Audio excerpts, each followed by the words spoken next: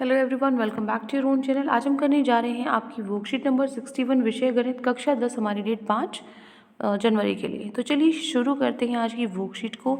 आज हम अपना जो पार्ट है ऊंचाई एवं दूरी शुरू करने जा रहे हैं। बहुत इंपॉर्टेंट, इंटरेस्टिंग और इजी चैप्टर है, ठीक है।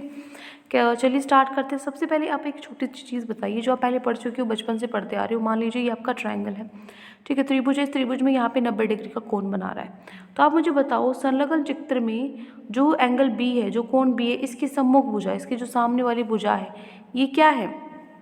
क्या है ये? कर्ण है। कौन सी भुजा है ये? कर्ण है, ठीक है।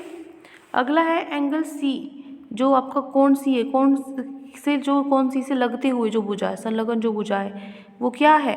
आधार, ठीक है। अगला है जो एंगल सी के सम्मुख जो भुजा है, इसके सामने सी की भुजा क्या है? ये क्या है? लंब है। क्या है ये? लंब, ठीक है। तो ये आपको पता है। अब ये तो हो गई इस त्रिभुज की बात।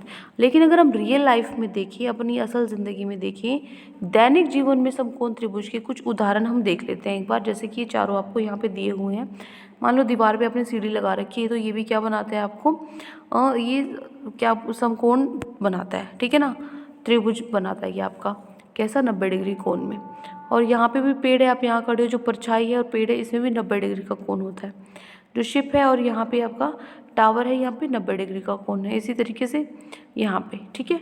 तो देखो, हम मान सकते हैं कि आपने अपने आसपास समकोण त्रिभुज की और अधिक उदाहरण ढूंढ सकते हैं। तो इस स्थिति में वस्तुओं के मध्य बनने वाले कोणों के लिए हम विशेष शब्दावली का प्रयोग करते हैं। इनके बारे में हम जानेंगे। कहने का मतलब है, अब इनके बीच में कोण बन रहे हैं, लेकिन इनको हम कोण का नाम नहीं देंगे, हम इनको अलग नाम देंगे। क्या? एंगल ऑफ एलिवेशन और angle of depression. Angle of elevation को हम हिंदी में बोलते हैं उन्नयन कोण, और एंगल ऑफ डिप्रेशन को बोलते हैं अवनमन कोण।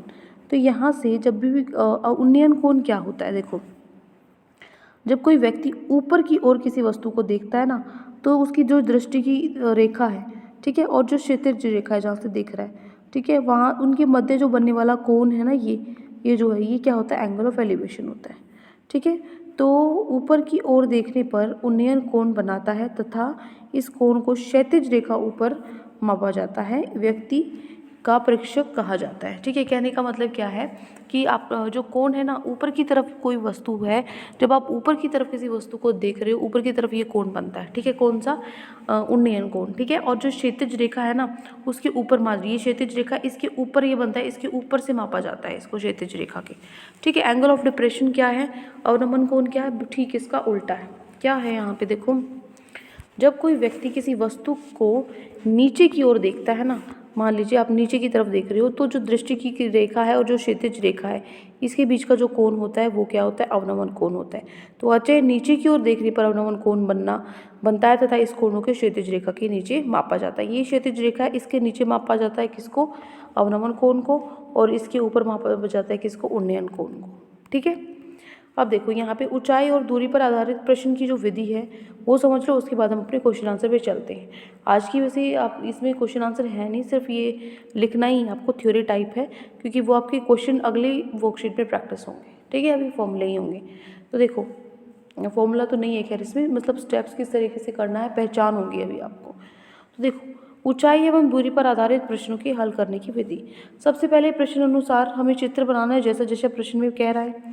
फिर चित्र पर कोण, बिंदु और माप अंकित करने हैं हमें, ठीक है, सारे वर्टिसेस वगैरह सब कुछ। उसके बाद अज्ञात माप को जानने के लिए हमें अपेक्षित अनुपात अर्थात साइन कोस टेंजेंट थीटा का प्रयोग करना पड़ेगा, ठीक है, जो कि होता ही है ऐसे क्वेश्चंस में। तो देखो, अब हमें जो क्वेश्चंस खुद करने हैं, बस 3 ही क्वेश्चन है। पहला क्वेश्चन है, उन्नयन एवं अवनमन कोण में 2 अंतर लिखिए। क्या अंतर है इन दोनों में? उन्नयन और अवनमन कोण में अंतर अगर हम देखें, एक मिनट, तो ये आप लिखोगे, ठीक है। आपका जो आंसर नंबर 1 है, सॉरी, है ना, 1 है। उन्नयन कोण में ये लिखोगे आप, ठीक है, और ये यहाँ पे लिखोगे आप अवनमन कोण में, और ये आप डायग्राम में बना सकते हो दोनों का, ठीक है। ये सेकंड पॉइंट हो जाएगा। फर्स्ट में डेफिनेशन हो जाएगी, 2 लिखने हैं, सेकंड में ये हो जाएगा। अगर आप सेकंड में ये नहीं लिखना चाहते तो क्या करो, फर्स्ट पॉइंट तो यहाँ तक लिख लो 1 पॉइंट, और दूसरा पॉइंट यहाँ से लिख लो, दूसरा पॉइंट, ऐसे ही एक पॉइंट यहाँ लिख लो, उसके बाद यहाँ पे दूसरा पॉइंट लिख लेंगे, ठीक है। सो ये हो गया आपका पहला क्वेश्चन, उन्नयन कोण और किसमें, अवनमन कोण में उदाहरण जो अंतर जो है, ठीक है। आगे बढ़ते हैं, नेक्स्ट है क्वेश्चन नंबर 2। ऊपर दिए गए उदाहरण 3 के चित्र में जहाज एवं मीनार के बीच बने कोण का नाम बताइए, ठीक है। यहाँ पे जो तीसरा आपका वो ये है, इसमें कोण कैसा बनेगा, ये आपका जहाज है, ठीक है, इसमें कैसा कोण बनेगा यहाँ पे, तो हम लिखेंगे और नीचे से ऊपर की ओर देखा जाएगा तो यहाँ पे एंगल, और ये अवनमन कोण होगा, ठीक है, ठीक है। यहाँ पे लिख देती हूँ अवनमन। आगे बढ़ते हैं हम, निम्न कथन के लिए निम्नांकित चित्र कीजिए। आपको क्या दिया है कि समुद्र के तेल से 65 मीटर ऊपर स्थिति बिंदु से बादल का उन्नयन कोण बीटा तथा समुद्र में बदल गई परछाई का अवनमन कोण अल्फा है। तो बादल की कुल ऊंचाई कितनी है, 518 मीटर है, ठीक है। तो इसकी जो इसका क्वेश्चन का आंसर है, इसमें आपको सिर्फ डायग्राम बनाना है, लेकिन ध्यान से बनाना है।